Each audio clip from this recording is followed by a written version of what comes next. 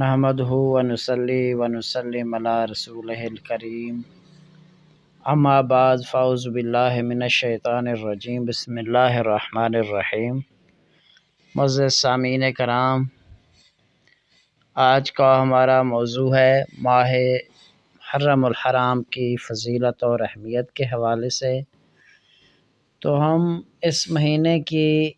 فضیلت اور اہمیت قرآن و حدیث کی روشنی میں دیکھیں گے۔ تو سورۃ البقرہ کے اندر ہے، اللہ تعالی نے ارشاد فرمایا کہ حرمت والے مہینے کے بدلے حرمت والا مہینہ ہے، اور دیگر حرمت والی چیزیں ایک دوسرے کا بدل ہیں۔ پس اگر تم پر کوئی زیادتی کرے تو تم بھی اس پر زیادتی کرو، مگر اس قدر جتنی اس نے تم پر کی، اور اللہ سے ڈرتے رہو اور جان لو کہ اللہ ڈرنے والوں کے ساتھ ہے۔ اسی طرح سورہ بقرہ کی ایک اور جگہ پر اللہ تعالی نے ارشاد فرمایا کہ لوگ آپ سے حرمت والے مہینوں کے بارے میں پوچھتے ہیں، لوگ آپ سے حرمت والے مہینوں میں جنگ کا حکم دریافت کرتے ہیں، فرما دیں اس میں جنگ بہت بڑا گناہ ہے، اور اللہ کی راہ سے رکنا اور اس سے کفر کرنا اور مسجد حرام یعنی خانہ کعبہ سے رکنا اور وہاں کے رہنے والوں کو وہاں سے نکالنا اللہ کے نزدیک اس سے بھی بڑا گناہ ہے، اور یہ فتنہ انگیزی قتل و خون سے بڑھ کر ہے۔ اس کے علاوہ اللہ تعالی نے سورۃ مائدہ کے اندر بھی ارشاد فرمایا کہ اے ایمان والو، اللہ کی نشانیوں کی بے حرمتی نہ کرو، اور نہ حرمت والے مہینوں کی یعنی ذوالقعدہ، ذی الحج، محرم اور رجب میں سے کسی ماہ کی، اور نہ خانہ کعبہ کو بھیجے ہوئے قربانی کے جانوروں کی، اور نہ مکہ لائے جانے والے ان جانوروں کی جن کے گلے میں علامتی پٹے ہوں، اور نہ حرمت والے گھر یعنی خانہ کعبہ کا قصد کر کے آنے والوں کے جان و مال اور عزت و آبرو کی بے حرمتی کرو، کیونکہ یہ وہ لوگ ہیں جو اپنے رب کا فضل اور رضا تلاش کر رہے ہیں۔ اس کے علاوہ سورۃ مائدہ کی ایک اور آیت کے اندر بھی اللہ نے ارشاد فرمایا کہ اللہ نے عزت و ادب والے گھر کعبہ کے لوگوں کے روایتی، دینی اور دنیاوی امور میں قیام امن کا باعث بنا دیا ہے، اور حرمت والے مہینے کو، اس کعبہ کی قربانی کو، اور گلے میں علامتی پٹے والے جانوروں کو بھی جو حرم مکہ میں لائے گئے ہوں، سب کو اسی نسبت سے عزت و احترام عطا کر دیا ہے۔ یہ اسی لیے کہ علم ہو جائے، تمہیں معلوم ہو جائے کہ جو کچھ زمینوں اور آسمانوں میں ہے وہ سب اللہ تعالیٰ کا ہی ہے۔ اسی طرح سورۃ توبہ کے اندر اللہ نے ارشاد فرمایا کہ بے شک اللہ کے نزدیک مہینوں کی گنتی اللہ کی کتاب یعنی نوشہ قدرت میں 12 مہینے لکھی ہے، جس دن سے اس نے آسمانوں اور زمینوں کے نظام کو پیدا فرمایا تھا، ان میں سے 4 مہینے رجب، ذوالقعدہ، ذی الحج اور محرم حرمت والے مہینے ہیں۔ اس کے علاوہ یہ تو تھا قرآن مجید کے اندر اس کی فضیلت و اہمیت، اب احادیث مبارکہ کے ذریعے ہم اس کی اہمیت و فضیلت دیکھتے ہیں۔ تو حضرت عبداللہ بن عباس بیان کرتے ہیں کہ رسول اللہ صلی اللہ علیہ وآلہ وسلم مدینہ تشریف لائے تو آپ نے یہودیوں کو یوم عاشور کا روزہ رکھتے پایا، تو رسول اللہ نے ان سے پوچھا کہ یہ کون سا خاص دن ہے جس کا تم روزہ رکھتے ہو؟ انہوں نے کہا یہ بہت عظیم دن ہے کہ اللہ تعالیٰ نے اس میں موسیٰ اور اس کی قوم کو نجات عطا کی، جبکہ فرعون اور اس کی قوم کو غرق کیا۔ حضرت موسیٰ نے شکرانے کے طور پر اس دن کا روزہ رکھا، لہٰذا ہم بھی روزہ رکھتے ہیں۔ اس پر رسول اللہ صلی اللہ علیہ وآلہ وسلم نے فرمایا کہ تمہاری نسبت ہم موسیٰ کے زیادہ حقدار اور قریبی ہیں۔ پس اس دن رسول اللہ نے خود بھی روزہ رکھا اور اصحاب کو بھی روزہ رکھنے کا حکم عطا کیا۔ اسی طرح ایک اور حدیث مبارکہ ہے کہ حضرت عبداللہ بن عباس رضی اللہ تعالیٰ عنہ سے مروی ہے کہ نبی کریم صلی اللہ علیہ وآلہ وسلم جب مدینہ تشریف لائے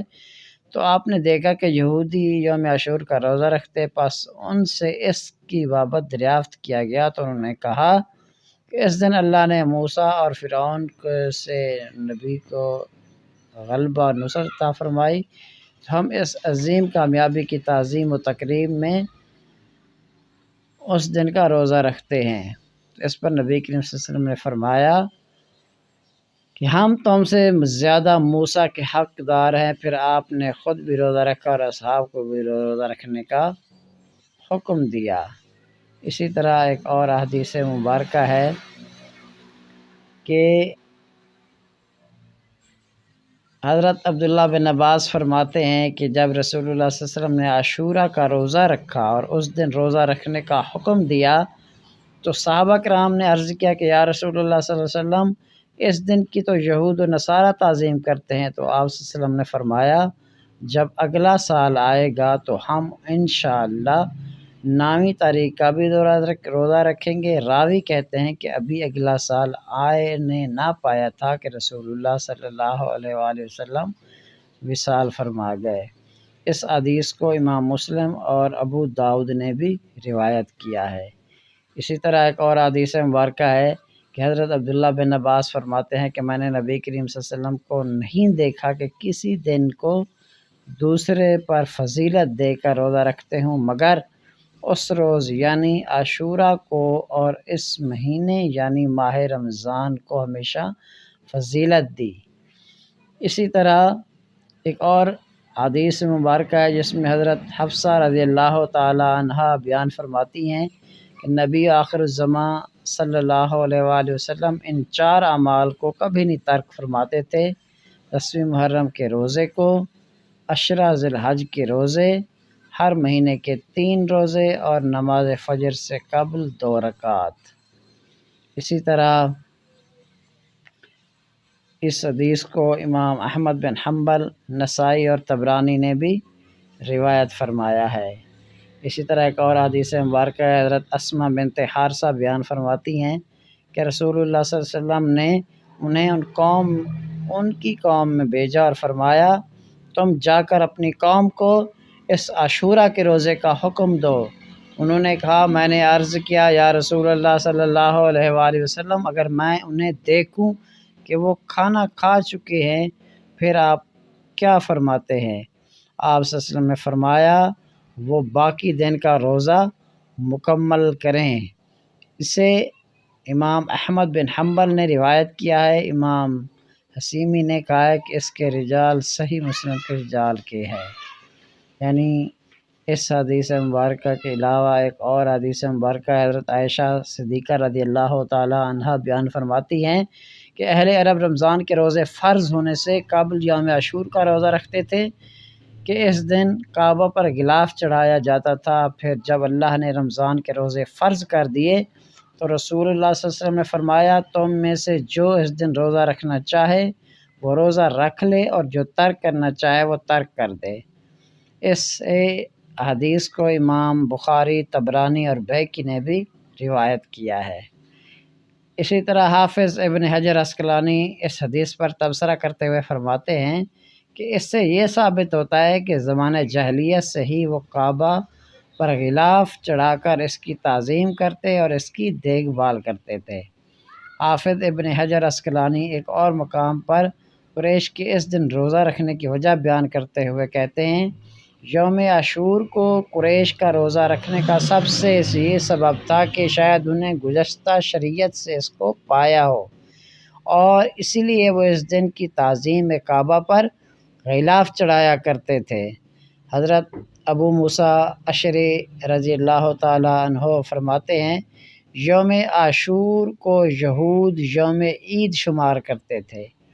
حضور نبی کریم صلی اللہ علیہ وسلم نے مسلمانوں کو حکم دیتے ہوئے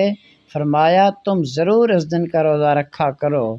اس حدیث کو امام بخاری نے بھی روایت فرمایا ہے۔ اسی طرح حضرت ابو موسیٰ اشعری رضی اللہ تعالیٰ عنہ فرماتے ہیں کہ یہود یوم عاشور کی تعظیم کرتے اور اسے عید کے طور پر مناتے، تو رسول اللہ صلی اللہ علیہ وسلم نے اس مسلمانوں کو حکم فرمایا کہ تم بھی اس دن کا روزہ رکھو، اور اس حدیث کو امام مسلم، امام نسائی اور طحاوی نے روایت کیا ہے۔ اسی طرح حضرت ابو ہریرہ رضی اللہ تعالیٰ عنہ بیان فرماتے ہیں کہ ایک شخص نے نبی کریم صلی اللہ علیہ وسلم کی بارگاہ میں عرض کیا کہ یا رسول اللہ صلی اللہ علیہ وآلہ وسلم، رمضان کے بعد کون سے مہینے کے روزے افضل ہیں؟ تو آپ صلی اللہ علیہ وسلم نے فرمایا اللہ تعالیٰ کا وہ مہینہ جسے تم محرم کہتے ہو۔ اس حدیث کو امام احمد بن حنبل نے، نسائی نے السنن الکبریٰ میں اور ابن ماجہ نے روایت بھی کیا ہے۔ اسی طرح حضرت ابو ہریرہ رضی اللہ تعالیٰ عنہ روایت کرتے ہیں کہ رسول اللہ نے فرمایا عاشورہ کے دن انبیاء روزہ رکھا کرتے تھے، تم بھی اس دن روزہ رکھا کرو۔ اور اس حدیث مبارکہ کو امام ابن ابی شیبہ نے روایت کیا ہے، علامہ عینی نے کہا ہے کہ اس کی سند عمدہ ہے۔ تو ان تمام احادیث سے ہمیں یہ معلوم ہوتا ہے کہ یوم عاشور کی کتنی بڑی اہمیت اور فضیلت ہے۔ تو اللہ تعالیٰ سے دعا ہے جو کچھ سنایا اس پر عمل کرنے کی توفیق عطا فرمائے، اور قرآن و حدیث کی روشنی میں ہمیں یوم عاشور کی